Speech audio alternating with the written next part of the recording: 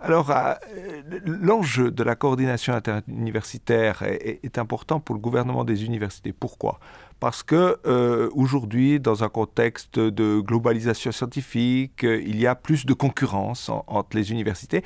Elles doivent développer des stratégies et cet ouvrage cherche à regarder quelles stratégies chaque institution sur le bassin lémanique a essayé de développer, sur quel point elles se coordonnent, sur quel point elles sont en concurrence.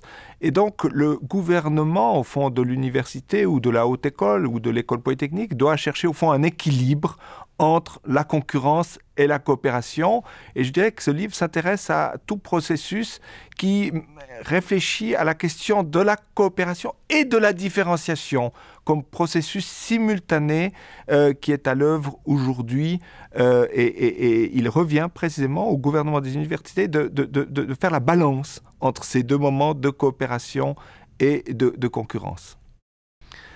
Alors, dans le contexte helvétique, la coordination interuniversitaire est un serpent de mer. Je dirais que c'est un processus qui est né dans les années 60 pour les universités et un peu plus tard pour les écoles polytechniques. Quand il y a eu deux écoles polytechniques, la question de la coordination s'est posée et le Conseil des écoles polytechniques est précisément un organe de coordination, comme la CUS, la conférence universitaire suisse, est un organe de coordination pour les universités et les HES bientôt, et comme la CRUS, la conférence directeur des présidents des hautes écoles, est aussi un organe de coordination. Cela signifie au fond que la coordination est au principe même, est au fondement même du système universitaire suisse depuis la fin des années 60 et plus encore depuis la fin des années 90. Alors, il y a eu évidemment des grands moments, en quelque sorte, de coordination universitaire avec ce qu'on a appelé le projet triangulaire lémanique, qui est une coopération entre l'École polytechnique fédérale de Lausanne, l'Université de Lausanne et l'Université de Genève.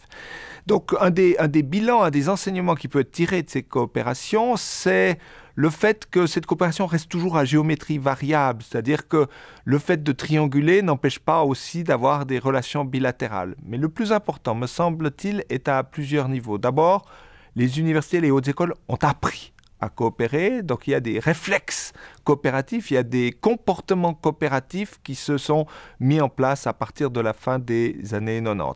Il y a aussi des logiques de site qui se mettent en place et qui sont un enseignement assez important de cette coordination lémanique qui manifeste au fond les logiques de proximité comme un moteur de la coordination et de la coopération.